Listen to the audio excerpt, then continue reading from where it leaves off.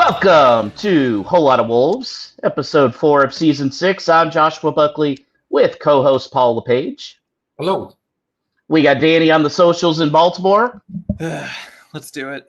And hopefully joining us a little later will be producer Alex from New York City, stuck in traffic right now. Let's just get to it, guys. I don't know why there's a cuckoo clock going off in the background. I apologize. Me, cuckoo. Maybe that just kind of sums up our window, right? So we had Tulu Arokadare. Am I saying that right, Danny? I felt pretty confident going into this one. Arokadare. Okay. I dare you to say that 5 times fast. Arokadare. Signing made official today. It was really done on Saturday, and everybody kind of suspected why it was being released today. And that's because nothing else happened. We tried, guys. We tried, but had no luck getting that elusive center mid or really anything else. But let's talk about Arokadare first. Paul, do you see him as a JSL backup or a partner in the front two? It's an interesting one because with no other different dynamic of forward to what we've already got, the only way I could see it as a two would be a distinct change in shape, in that you got 2 attackers and a genuine number 10 behind them, for which you may have got a couple of options now. But even if I think that's the case, wouldn't you have experimented with a 2 during pre-season and into the start maybe? Because it's going to be, if that is the case, it's going to be a big change in terms of setup and plays in the positions. Maybe I could see some element of the 2, but still in roughly the shape that they're in at the moment, but only real based on the fact that Strand Larsen's played further out wide for the Norwegian men's national team. So is there an element of that factored into it, or is that actually going to hamstring you based on his success so much last season playing centrally by himself? So it's a tricky one to figure out right now. Well, and I'll be honest. So there was obviously a lot of smoke going on with JSL this week. Newcastle really getting him excited about going there. Jeff Shee reportedly telling them to go stick it somewhere.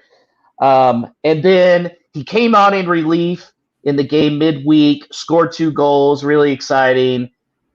And then, does he have an actual injury so he's not playing Saturday? Is he just holding out, hoping for Newcastle? But Achilles seems to be coming up a lot, guys. And I don't know. That really gets me a little scared that he's going to be sitting out. I don't think he's back this next game. I think he's sitting out for a while. And in which case, is Arokadare, is he going to be the starter, or are we still sticking with Hwang up top, Danny? Oof.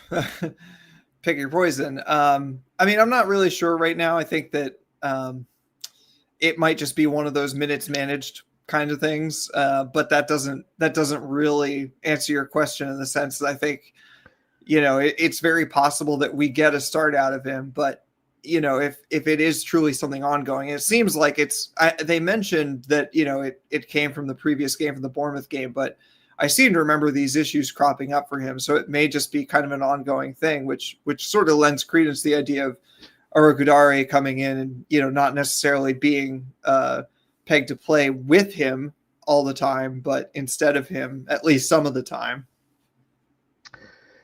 Yeah, and so let's talk about this with Wolves anyways. Okay, Arokadare, I like the guy. He's tall. I think he profiles really well for the EPL. But why was this not done earlier? Why do we have to wait till the last minute on these? We get no preseason with him. We give him no shot. And even Arokadare is saying today, yeah, guys, it's going to take me a little bit to get up to speed with the EPL, which thankfully the kid realizes that. Like, I was glad to see him say that, but it brings up the bigger problem. Like, same with Tachua. Why are these guys coming in after preseason? What's the point of preseason, Paul? Why we wait? I think there's a multitude of factors around, like, well, what the obligations in terms of games that they've got to play for their current team? Is there any European qualifiers or things like that they want to not want to be a part of, but the club would like them to at least play in those games, and probably offer some type of reduced fee to have them for that extended period, for which, knowing Wolverhampton Wanderers and our willingness to spend money, we probably want to save every possible opportunity. So with those factors go into it, that's probably why. But it just seems like it can't be a case of having all of these players, and like the two you just mentioned, were those two all the way down on those lists of right back and the striker that they wanted to sign, that they went down that list and tried everyone first, and then it went all the way down to the bottom to get them? Or is something just broken in the way that we negotiate in terms of getting them bedded in quickly? Because you got to remember that there's so much overhaul in this side, in this starting 11 this year. You would want to do as much as possible to get the main pieces in as early as possible, even based on the fact, like, they were bound to have known that Semedo was not going to accept that contract extension. So move hell and high water to get the replacement right back in straight away, so you have got that time period. So there's a bunch of crap that's gone on, obviously, but it just goes to show how ill-prepared we are across the board. Yeah, it really makes no sense. It's like we can only focus on one guy for a week, and that's it. It's like, what do we, like you said, we should have had a list of, like, okay, 6 guys for this one, this one, this one. You can figure out real quick who's a viable option and who's not. And you should not be waiting till the weekend before, when, once again, 1 win in 8 years in August, we've just thrown that month away because why the hell not? It doesn't matter, right? And then, Danny, we knew we sold Cunha and Aitnari in June. We have had all this time to replace them, and we still didn't get it done. Like, it's absurd. Yeah, I mean, I feel conflicted because in some ways, the players that have come in, some of them, seem like they have something about them, and Absolutely. I'm even excited about a couple of them. But, like, I think that the figure that keeps coming out that is just feels so troubling is that idea of how many goal involvements left the club. It just in Cunha and Aitnari, but then when you also factor in, obviously, Semedo had a few every year. He had a couple of assists. You got Sarabia scoring, late winners, and even Geddes occasionally. And it's just like, where are these goals going to come from that are going to keep Wolves up? And even, the players that we've signed, again, are exciting, but like Chachua, he's going to create something. Fer Lopez, he's going to create something. Arias is going to create something, but the structure overall just does not seem to be geared towards actually scoring. And I mean, obviously the first 3 games have sort of borne that out. 2 goals against Everton notwithstanding, but it's just, it's that's the worrying thing, is just the whole window has not seemed nearly focused enough on replacing what we've actually lost. We have Simon Waldron on Facebook says, and by the time Hirokadari gets up to speed, he could be off to AFCON. And this could be a legitimate problem, because everybody's like, well, let's face it, we're in the same pattern. December, we're bad until then. January comes around, we'll start spending money. Who knows? We may have a new manager. Hopefully not. Hopefully not doing that. But it's an AFCON year, and we are losing Arokadare, Huang, possibly Benetzi, to Chachua. Like, January's going to be pretty rough too, guys. Like, this could be a really bad situation. I mean, how are we going to survive January with all those guys going off, Paul? I just looked up AFCON. It starts on December 21st. Not a famously busy period for the Premier League. Yeah, there's only like 18 games in a 20-day period.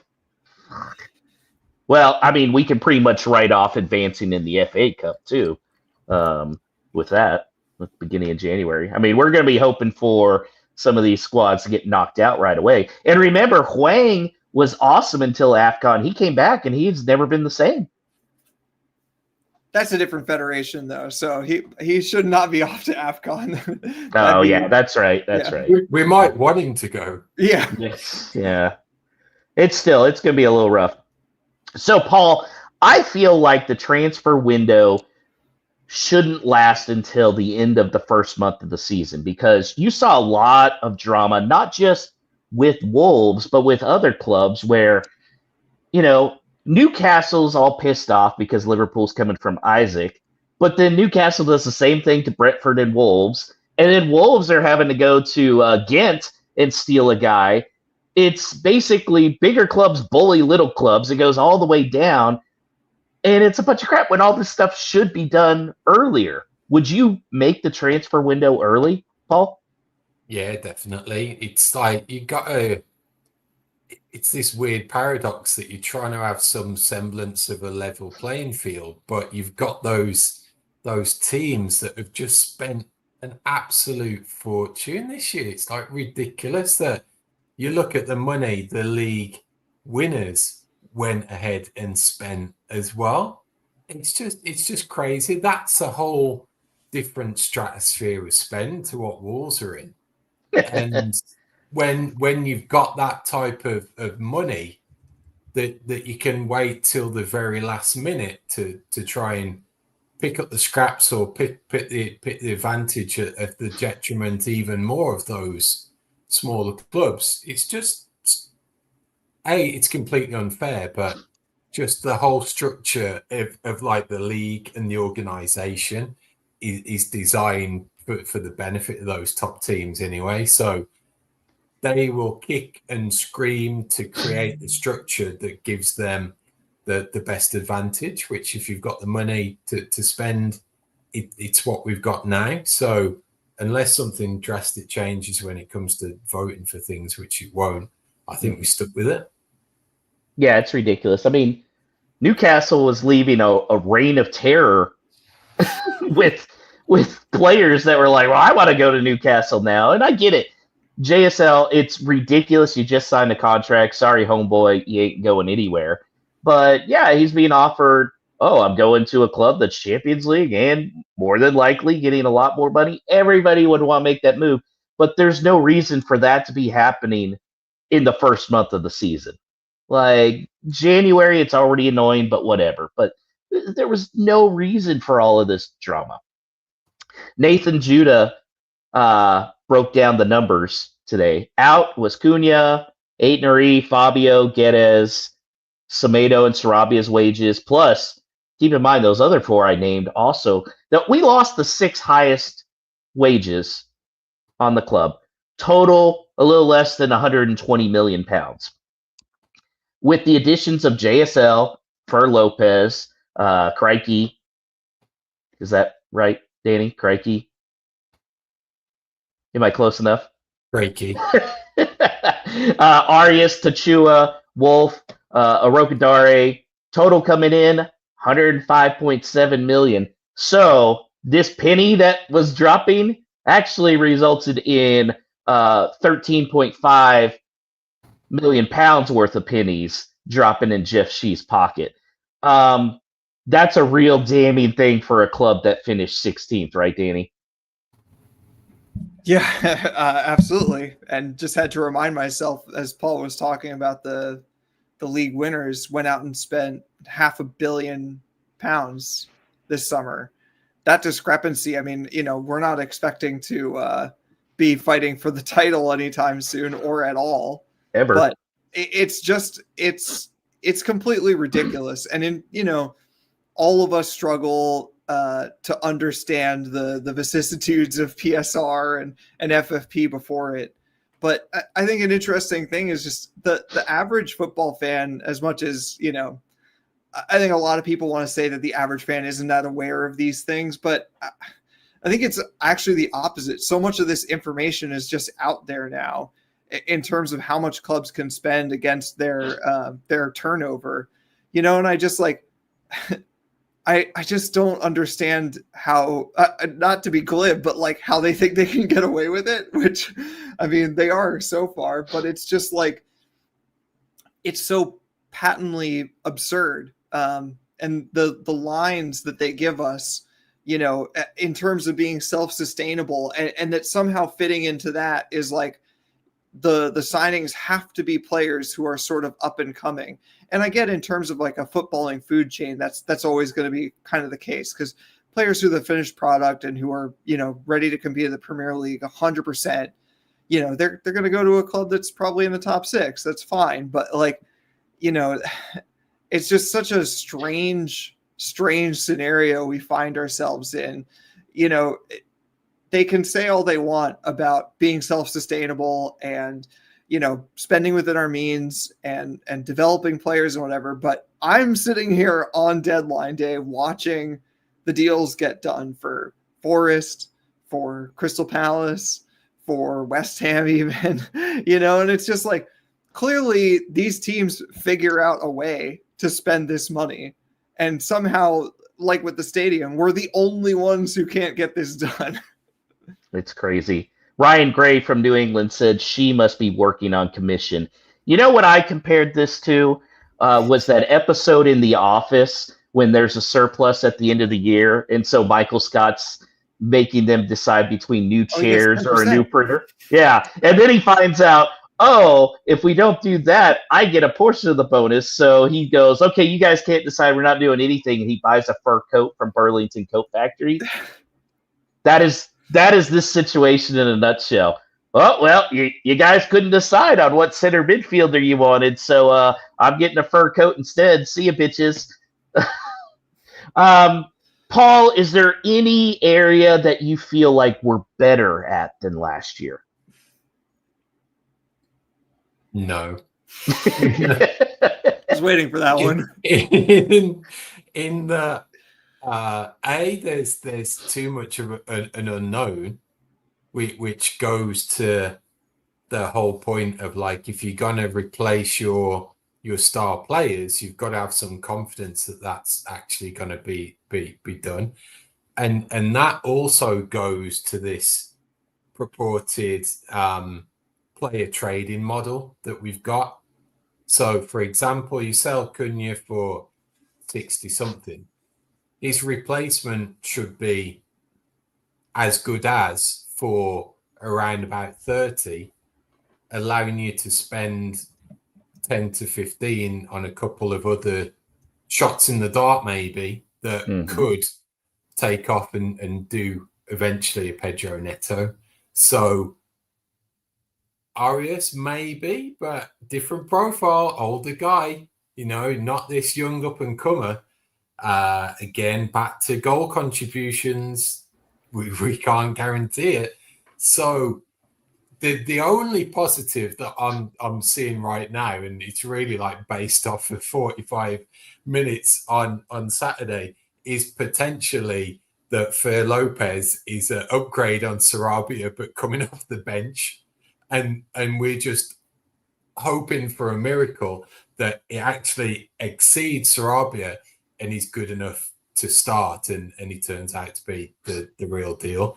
But heck of a gamble. So let's talk about Fer Lopez, and not really about him. We're going to talk about his agent, Mr. Uncle George, who, when it was announced that Jeff Shee was going to be using Mendes a little bit more, there were a lot of people out there that are like, yay, he got us Neves and Moutinho and all this stuff. And there were people like me going, it's a different world now. I'd be worried. He got us some real crap deals. Well, he didn't do jack squat. As Danny said earlier, he got us Fer Lopez for more than we probably should have paid him. Could be awesome. Could be awesome. Again, that amount for what we had, don't know. And then it comes out, we had Christianis Uche, who was supposedly negotiated, but then his agents, kind of rightfully so, got pissed off because Mendez was getting a big old cut in this. Keep in mind, that means Mendez was not his agent. What did Mendez do to get this big cut, Danny, other than make a phone call? And why couldn't Jeff Shee or Tete do that? Yeah, I mean, this is the biggest mystery of all, which I don't really expect to get an answer to anytime soon until maybe someone retires and writes a book. But not that I'm not going to sit here and say that we would have been better off with Matt Hobbs, because I think that still there's only one person who holds the purse strings. But, it's just I go back to that time where Matt Hobbs left. Nobody was really expecting it. There had been sort of some rumors that, that other clubs were interested in him, but that was it. And then all of a sudden he's gone. And the plan is, well, George Mendes is going to take a more active role than he has the last couple of years, which sort of flies in the face of the whole, oh, we haven't really moved away from him line that we've been given before. And also Vitor is going to get to bring in Domenico Tetti and maybe a few other people to handle recruitment. And I have to say, if the purpose was to win over the fan base, either from the perspective of Jeff Shee or, we know Mendez doesn't necessarily care about our fan base, but also Tetti, somebody who's trying to put together a body of work that proves that, he was worth bringing in. I just don't see it at this point. I mean, maybe they did something, along the way, but still, we've been left with a squad that feels undeniably weaker than it was a year ago, and certainly weaker than it was, 4 months ago. And again, what I think, one of the frustrating things is who is this Teddy guy? Not that I'm well versed in the world of the agents of European football, but it's just this is a guy that Vitor knows. And a big thing is who are your connections? Do you have pull at other clubs? Does Vitor have pull at other clubs? I don't want Lopetegui back, but again, he's a person who has pull to bring people here. And we've talked about how, maybe Jeff Shee's statements about, not winning trophies or whatever nonsense, have pushed people away. Well, I just don't know what pull we have necessarily, apart from just being a Premier League club, which is kind of borne out in a lot of the statements. I know we all read too much into what these players say in interviews. It's all very stock stuff. They're, microphone is shoved in their face. But Oroku Dare saying, that he knows the history of this club and, that he didn't need to be convinced. And the thing that goes immediately into my head from, the past 6 months is, of course he knows the history of this club. The history of this club is bringing in potentially a player like him. And as long as he can manage to score, somewhere between 12 and 16 goals probably is enough, then, a team like Newcastle will be interested in him, just like happened with JSL. And that's what he's talking about. He's not talking about the 70s or the 50s or anything, I mean, I don't know. It's very easy to be very cynical about this, but I just don't know what pull we have apart from come here and put yourself in the shop window for the Premier League while we just barely try to hang on. And then the question was coming, the reports were Fosun had made it, Jeff Shee had made it clear, we're not selling JSL, but Newcastle kept coming back. And there was one report that said they kept coming back because Mendez was making it seem like JSL was available. Paul, if that's true, we have to be done with this guy, right? Again, it turns into that whole player trading model that if you've got that figurehead involved, then you should have some genuine competitive advantage and tangibility of it, that he's able to pull a rabbit out of a hat as a favor to get us that marquee player that superstar, even if it is just for 2, maybe 3 seasons, if we're very lucky. So with all of that going on, it's just like, what is he adding? And if he isn't adding anything, and if it's actually working to the detriment, then you're going to get rid of him. But again, why is he involved? It's because Fosun have a vested interest of having him in position, again, based on this player trading model of trying to make some money from a football team, which is a futile exercise, really. And you've got someone at the very top of that football club who's got next to little to no knowledge of how the sport operates. And it just absolutely boiled my piss just when I kept on hearing him say the clips these past 2 days, going back to that interview about how lucky we were in those Nuno years. And how we would struggle moving forwards because we were a counter-attacking team. And I can't remember, I think he might have got lost in translation a little bit, but it was about having no pace. I was just thinking to myself, what on earth gives you the right to even make that type of statement based on your knowledge of the game and understanding? It still blows my mind that you've got these people in charge. So it totally, regardless of Mendes, he's here because of the ownership, and it's rotten. Yeah, when I think of those Wolves teams in Adama and Jota, I definitely don't think of pace. That's the last thing I think about with that squad. Danny, how are we going to fix the center mid? Is there somebody free that's available if there's an injury? I know Brownhill's like, nah, deuces. Like, I'd rather go to Saudi. We got to get somebody in, though, right? I genuinely do not know. Boubacar Traore just scored a goal today. We could recall him. Yes, he should have been recalled. I mean, if Nicholas Jackson can, spend time in the airport having no idea where he's going, we can recall Boubacar.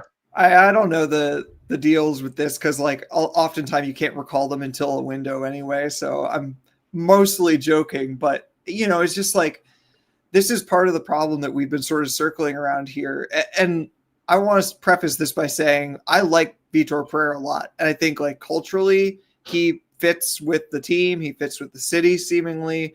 All that stuff last season, I think, was at least fairly genuine, all the points and pints and all that. But it's just we've weirdly given the keys to this manager who hasn't spent more than 18 months somewhere. And for what? And kind of burned down whatever, recruitment structure we previously had in order to do it. And so I guess what I'm saying is that these players that went out, Doyle and Traore, were mostly sent out because they weren't Vitor players and they're not going to get any real significant playing time as long as Vitor is the head coach. And now we're left here on deadline day without a replacement for either of them. It's been 39 days since Boubacar went out. We've had all that time to bring someone in, and we haven't. And I think I haven't seen a single person on Twitter or on social media think that it is that we wouldn't just be better off with at least one of the two of them back here, because right now the backup is Munetsi or Bellegarde, depending on what we're trying to do that day. And we often we've talked about, this is a World Cup year. Players are going to want to play. That makes things a little trickier in terms of bringing them in because they want, if they want to be putting themselves in the best place, it's difficult if you say you're going to ride the bench. But I think there's another end to that too. We have not seen Andre or João Gomez get any significant injuries, but now they're thinking we're the only ones. If I have, an Achilles issue like JSL has, and it has to be managed, there's no managing it. It's just you have to play. Like the best I can do for you is I will put on Fer Lopez and Munetzi will shift back into your position or something. And it's just like it's no good to play your way into the Brazil squad if you're then injured for the World Cup. Yeah. That's the only straw that I'm clinging on is that this actually has the opposite effect of taking Munetzi out from an attacking position, actually playing him more centrally, and like it sends a shiver down my spine that if Andre was out, then Munetzi's filling that number 6 position.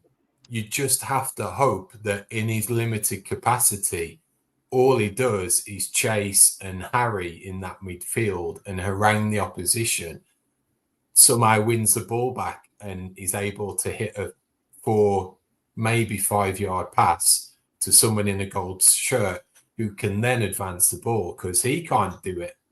So he's got to add something. I'm just hoping it's that, and you've got some type of outball that actually allows for him to play and actually contribute, because he really doesn't do it in those advanced positions.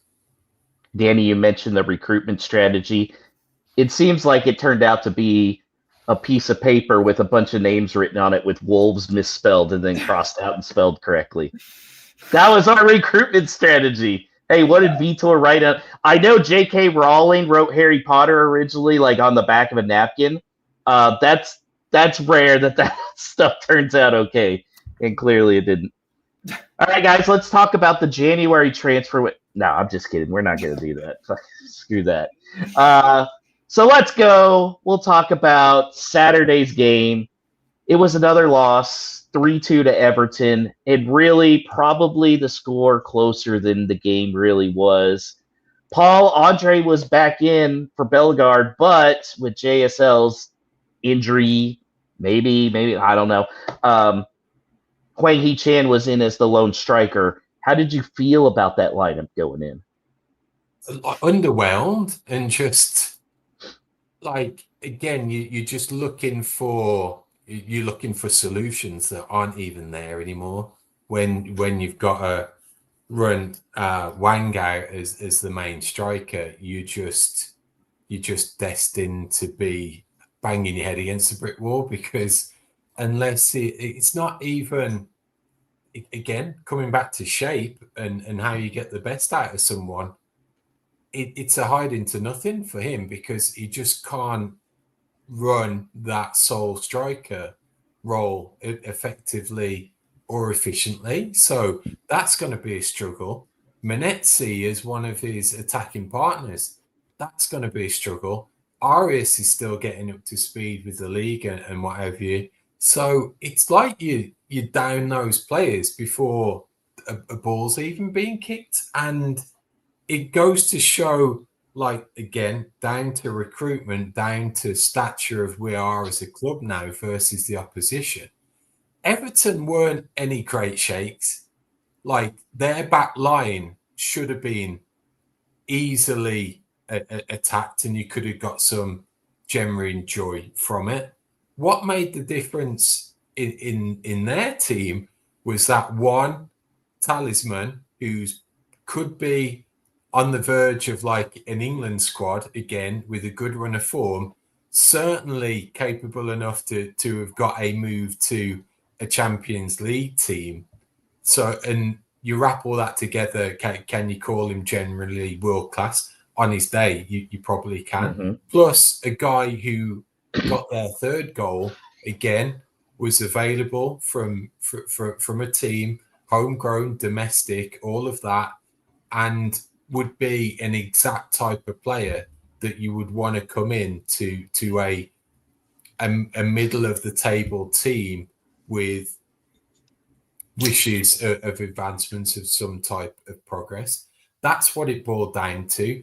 And our starting 11, as it stood on Saturday, showed absolutely zero of anything to do with those two profiles of player. Yeah, that player you're talking about, world class, that's Jack Grealish, who was certainly on his game. He had 3 assists and really was just tearing Wolves up from all over the place. He contributed on that first goal to Beto after 7 minutes. Was already kind of looking rough. But then Wolves did tie it up. Hwang Hee-chan got a much needed goal in the 21st minute. Great assist by Manetzi. Danny, I didn't think Manetzi had a cross like that in him. Yeah, I put in our group chat that the cross was so good, I assumed it was Chachua, and you said that you thought the same thing. Yeah. It was literally like I just saw the play develop quickly, and he's so far out wide like he normally isn't. And that cross came in. It was a great cross. And also, I'll say it's a great goal. You know, there was a lot of negativity in our transfer window talk, and I'm sure we will continue to dabble in some negativity. But I will say that, like, it's a well-scored goal. I think it shows us that Hee-chan potentially has more to give to this team. You know, like it's weird that people just kind of assume like this guy's washed up, you know, like whatever, like he can't do it again. And it's like, yeah, he might be a very streaky player and we might need to like do something specific to get it out of him. But like the guy like is fairly clinical when we give him the right chances. So like there is something there potentially. I don't know that I feel confident that we will be able to unlock that. I think that's sort of like what Paul was saying about the lineup is that like it felt more like we just slotted Hee-chan into that JSL role. And it's like, well, we're not really playing to his strengths here. And potentially, I don't really see this happening, but it would be interesting to see him playing next to Strand Larson or the new guy, Rokadare, you know, because that's often how he's played is sort of as kind of the second striker who can buzz around and, you know, give his energy to it while the other person is occupying center back. So I don't know. It gives me a tiny glimmer of hope.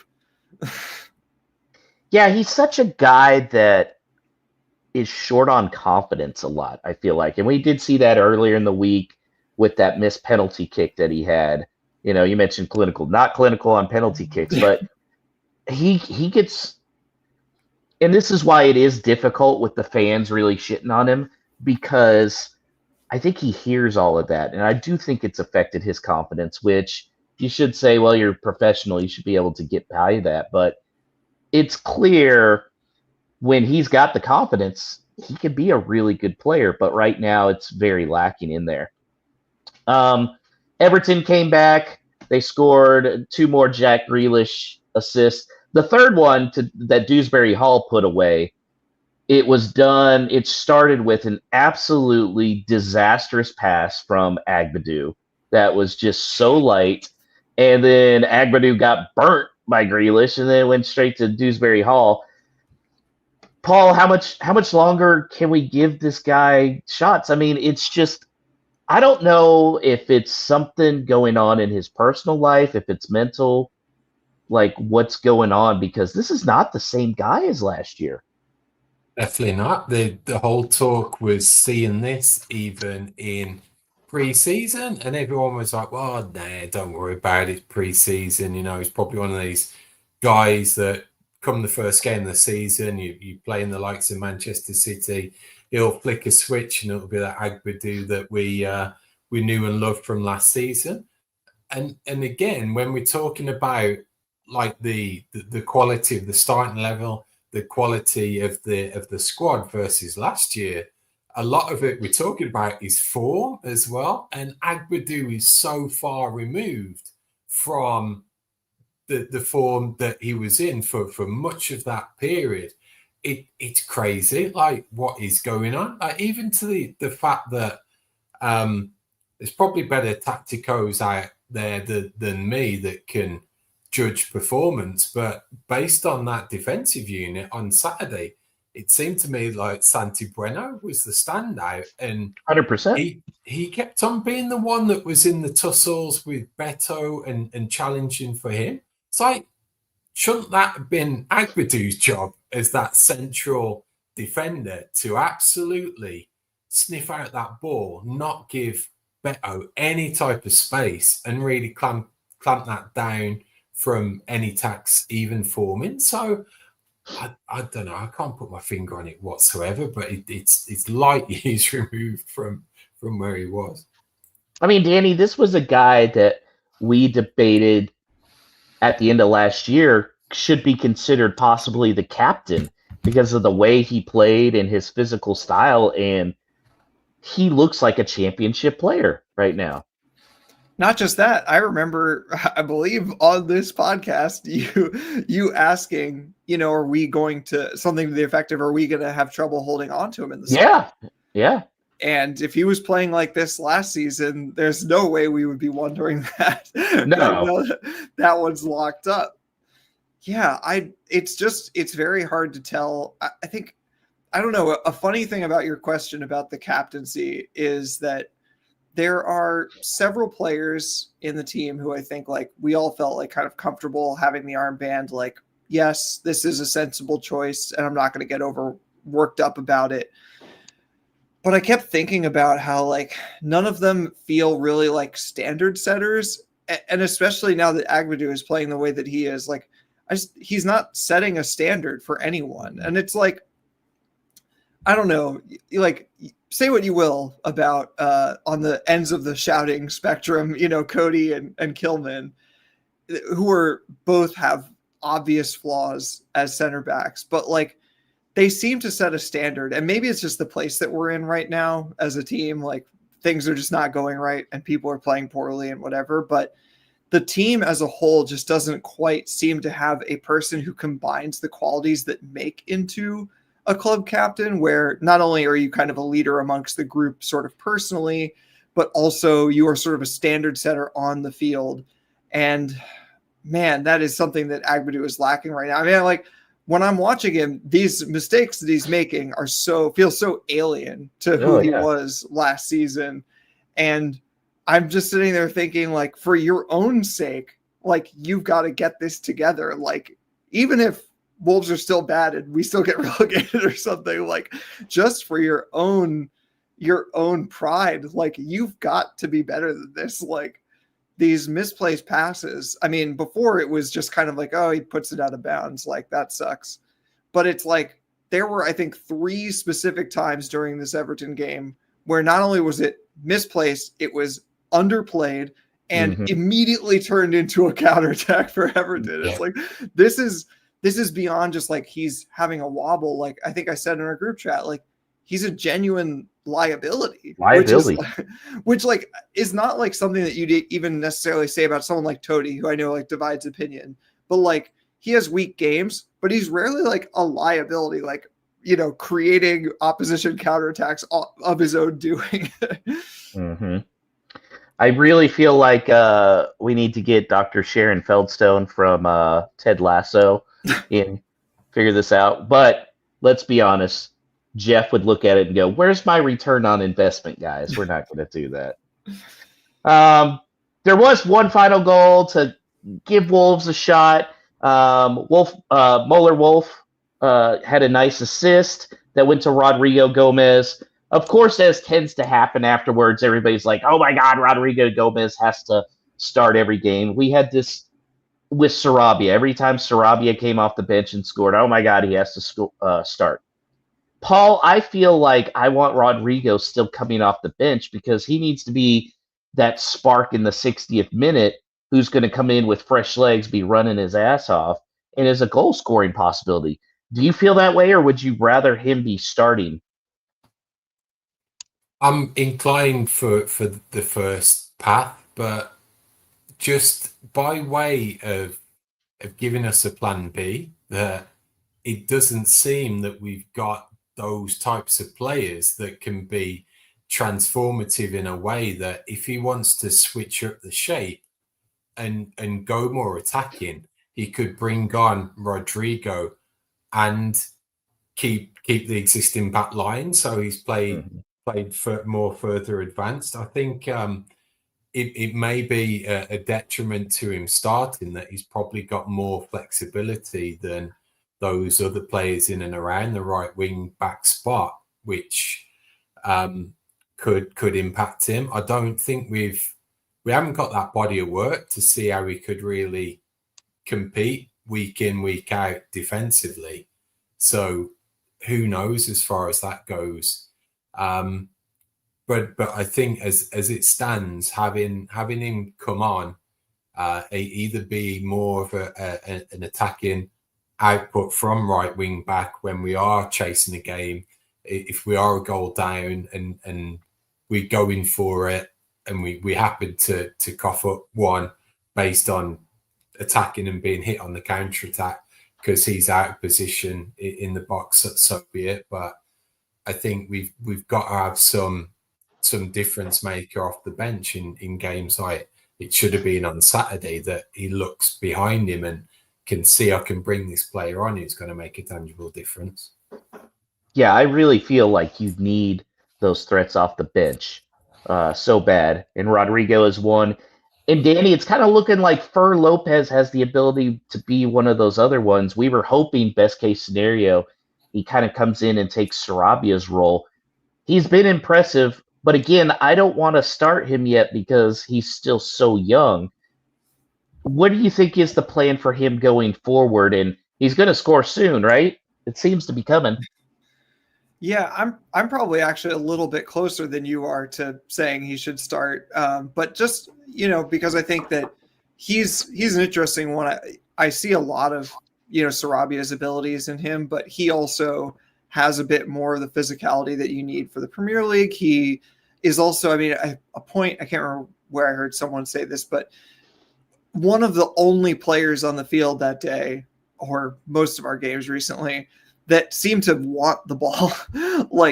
It's tough when you're not playing well and you're losing to want the ball, because you just feel like whoever gets it is going to make a mistake and I just don't want it to be me. But that's one of the things that made Cunha such a good player. And part of it is his ego, of course, but it's just I want the ball and I'm going to turn and I'm going to take players on and I believe that I will get past them. And it's not necessarily anything that special, but that's what he was doing against Everton. Is he wanted the ball, he would turn and he would pick a good pass. And so I think I'm a little bit closer to wanting him to start, but also I'm cautioning everybody. I don't know. I'm cautioning myself that he's a kid, Yeah. best case scenario is he's kind of an upgrade on Sarabia. He's younger and more physical and he can handle the league a little bit better and he's going to grow into his role and he's going to provide some, significant amount of assists this season. But the reality is that a young kid like that is going to be inconsistent almost no matter what, unless they're a superstar. That's the thing he's going to gain over the next few years is consistency. And he's not going to have it now. Otherwise he would have gone to a different club. And so I want him to start, but at the same time, I don't really need him to lock down a role, as long as he's affecting games like he has been, I'll be reasonably happy. It'd be nice if we won a few of them too. One more thing regarding Fer Lopez. I'm going to start a new segment that's going to happen after losses. And for those of you, it was kind of real quick on there, but it was very clear that someone in the Wolves dugout let one fly. And Fer Lopez had his nose in this thing. So this was a loss this week. Paul, I'm going to ask you, who was the stinker of the week? And this could be anybody. It could be the officials. It could be Jack Grealish. It could be somebody on the team. Who, in your mind, is the stinker of the week? Just based on that one, there's no denying that you can only pick the stink of the week from that clip. And it was definitely the female doctor. I forget her name. But you could just, yeah, she was laughing so much. It must have been hers. Danny, who's your stinker of the week? Oh my God! Do I have to say Sam Johnstone? The homegrown Sam Johnstone. So again, be thinking of that every time Wolves win. We're going to try and at least get a laugh on Wolves losses here. We did have a game on Tuesday. That was the Carabao Cup. It was actually a really exciting comeback win. 3-2, Wolves won. Moving on to face Everton in the next round. Paul, what do you think? We got a shot to keep moving on in the Cup?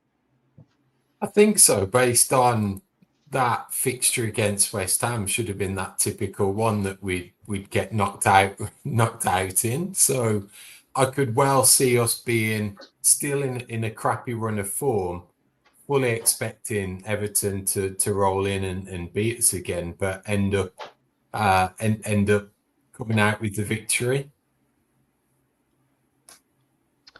Danny, JSL came on and was lights out really well. Has a lot of people screaming for two strikers now because him and Sassy were up there together. But do you also kind of think some of it was as a little preview to Newcastle to try and get the move? Yeah, it's possible. I mean, when something is on the cards like that, it might give you a little bit of extra to go in with. Yeah, I don't know. I really have to see it in action. Sasha is just such a very specific player that, I don't want to read too much into that one. He's always strangely very technical for a man as lanky as himself, not just tall, but very lanky. And somehow the ball sticks to his feet. It's really too bad about his injuries because he's actually really fun to watch. But yeah, I don't know. This is exactly why we needed him to stay and exactly why Newcastle wanted him. All the things that the commentators said, which is that he is an instinctive goal scorer. That first one that sort of came back out to him and he just sticks out a leg. And not only sticks out a leg, but it's a good shot into the roof of the net. And it's this is what we need. And like you said, it's going to be hell if he's actually, significantly injured. The thing that I took from this game and then the following, weekend was that West Ham rotated less than us. That was fairly close to their Premier League starting 11. And, it wasn't a good game by us by any chance. We didn't control the game particularly well, but we beat them. We showed that we could score goals against them. They have a bad defense. So do we. But then, at the weekend, they turn around and beat Forest 3-0, which no one saw coming, least of all their own fans. And I don't know. I feel this way that when things are going poorly for Wolves, I just think where are we even going to score a goal again, let alone pick up points? But let me tell you, I've been to some of the West Ham, subreddits and whatnot, and if anything, they are even more pessimistic about their ability to score goals or pick up points. And they got a clean sheet. They scored 3 goals and picked up all 3 points at Forest. And so, even bad teams, in theory, should be picking up points. And I'm hopeful that can happen. I think there's more from this team. I still think that 1 to 11, there are more solid players in our team than in West Ham's, although now that they've kept Paquetá, that's, maybe a little bit closer to 50-50. But, it's just I keep reminding myself of this. It doesn't feel true, but even not very good teams can still pick up points.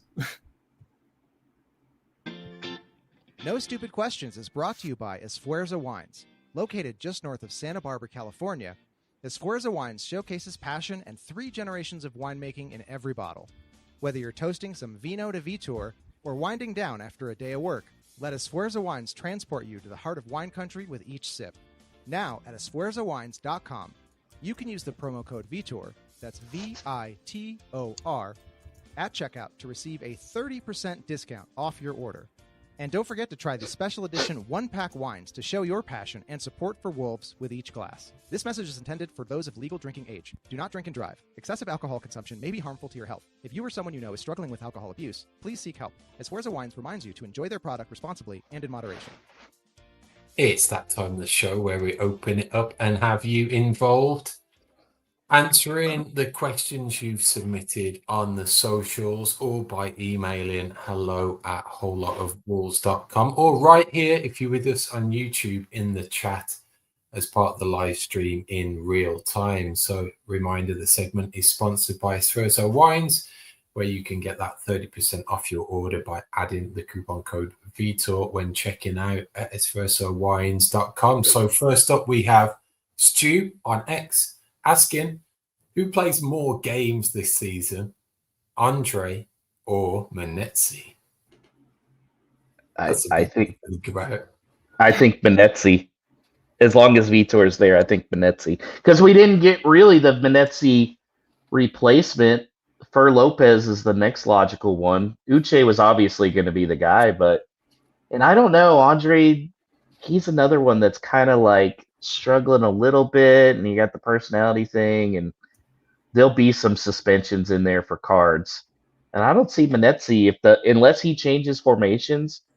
I think we're going to see him for a while. Yeah, I find it hard to argue with that. It seems like there are some times where he wants to change things up and he, starts someone instead of Andre, but it doesn't ever seem to happen for Manetzi. So for the foreseeable, I think that the answer has to be Manetzi at this point in time. Also, I know this didn't make it into the no stupid questions because it happened pretty late on, but Cy brought it up in the chat. And I just want to say that the very, very late breaking news of Sasha potentially going on loan to West Brom is like, it could only be a psyop or something. Like being a Wolves fan has to be like a social experiment or something, because like, do you think someone like Jeff Shee is literally sitting there and be like, what press release could I give to someone that will like absolutely set social media on fire? We're sitting here watching other teams get deals done, and they're like, oh, by the way, one last piece of Wolves news. We might help the Baggies get promoted while we're all worrying about getting relegated. Anybody like the sound of that? Jeff Shee goes, I'll show those bastards for singing that song about me. Good Lord, my God. Next one was a great one from Steve Young on X. I've got to ask myself this because it was directed towards me, because Steve wants to know who's been my favorite owner or custodian at the club and why. And I thought this was great just because the three of my supporting eras have been Sir Jack Hayward, Steve Morgan, and Fosun. So I've got that collection to pick from, and there's so much variance within all of them. But as I kicked every eventuality around, I always came back to Jack, and probably Galton to spectacles on halcyon days, having that benefactor, having that fan of the club at least at the helm, and pumping money in as a genuine investment out of his own pocket into the club. Within that, you had a brand new ground. So you think in the late 90s when I was going and that completed Molineux, apart from the Steve Ball stand, that was brand new. It was such a fantastic place to go and watch football at the time. And the Premier League was the place to be, that we only really got there that once, and it was just that fleeting season. But it wasn't this giant monolith that it is now that just ate up everything. There was always something towards getting there, but at the same time, you always had some competition within the Championship as it's now to really be contending with. And you still had Bully scoring. Later on, you had Robbie Keane coming through. So I'll probably just go on that more of just precious memories of it being a good time in my life to go and watch the team. It was like for the most part attacking football, 4-4-2, two wingers, a centre footer, number 9. Ewan Roberts, number 10, scoring a hat-trick against the Albion. And you just got those types of memories. It was a lot, obviously cheaper to get to, easy access around the country. So it was just good times for watching Wolverhampton Wanderers when I was in my late teens and into my 20s. So up next, it is Drew Freakin on X as well. He asks, there was a 6-game win streak last year. What point before Wolves have 6 wins this year? Match 38 is an acceptable answer. Or can Josh make this one of his famous overs? So I'm looking at the schedule, and a lot of it's going to depend. They have they play the 3 promoted teams before the end of the calendar comes. So I'm looking at the possibilities for that 6th win is either going to be July 3rd against West Ham or July 31st against Bournemouth. Both of those are at home. I would tend to say the 31st would be my over-under line. And then after that, I don't know. What do you think, Danny?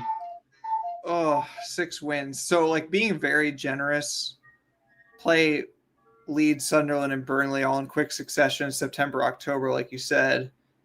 And then, I don't know, there's like Aston Villa haven't been exactly off to the races, and the fact that we play them away from home in November, maybe that helps. And then again, like sort of do a weird win over Forest, an ugly win on the 3rd of December. And then Brentford have lost a lot of players, so maybe December 20th. But I feel like that's like kind of the most optimistic. I mean, I guess you could say a potential win against United on December 6th, but that's being very optimistic. I mean, would that be like we'd basically be feeling like we're safe before January, and I don't really expect that to happen. So more realistically, 6 wins by, I'm gonna say, oh Lord, we're getting pretty deep here as I'm scrolling. Yeah. March, let's say. Oh. Oh, geez. Minnesota Todd says he thinks they'll get 6 wins by the end of November. I'm wondering how many shots of Malort he has had tonight. Yeah. End of November. Okay. Oof. Oh, Todd. I can't say I share his optimism. Spurs have been shaky. That there's a potential there, I suppose. Fulham, I feel like you kind of never know what you're going to get. Sometimes they'll play really well, and sometimes we score 4 goals against them away under Gary O'Neill, which made no sense at the time. You never know. There will be some fluke results. Heck, there were some fluke results this weekend with West Ham beating Forest 3-0 at the ground. So you just never know. And Josh, you want to ping us with one? Yeah, so I have a question for you guys. I was hoping Alex would be on, but he's not. But I know there are a lot of people that play FIFA, what was formerly called FIFA, now EAFC.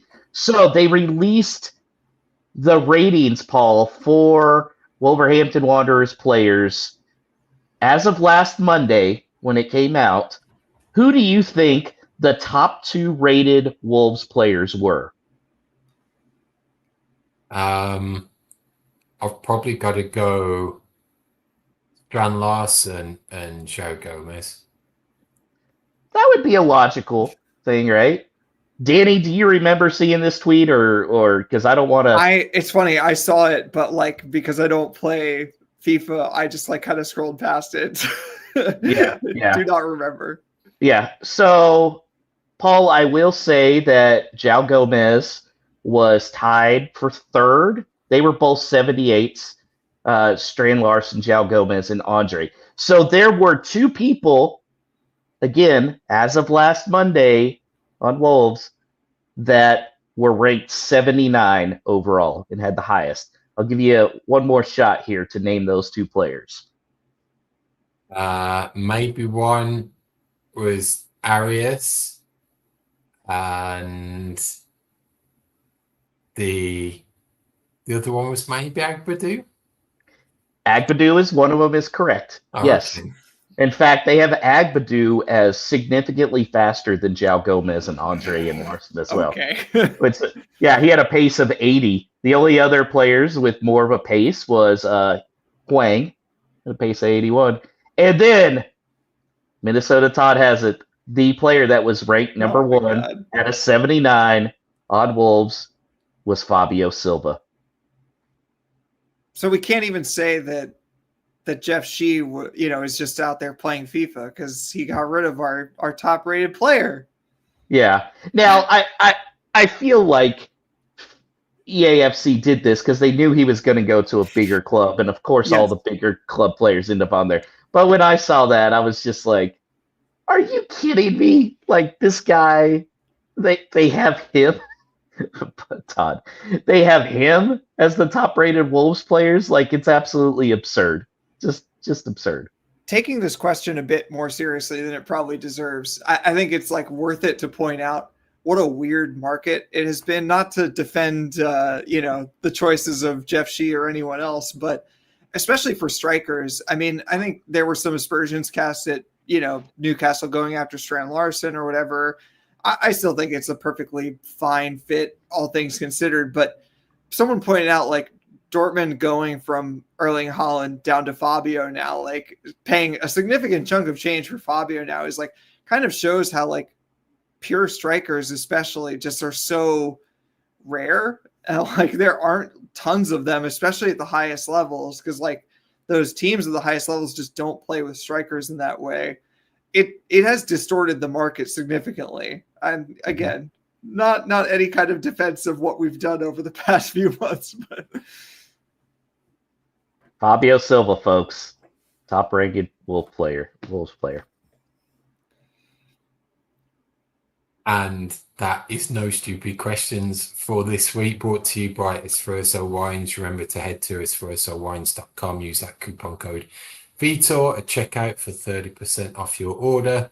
Continue to send your questions about this wonderful football club in every week to hello@wholelotawolves.com or WLWpod on X and on Facebook as well. So we're going to be back the middle part of next week when we're going to preview the trip to Newcastle after the international break. So in the meantime, it is thanks to Danny on the socials, Alex producing, and you in our audience, as this show is for you.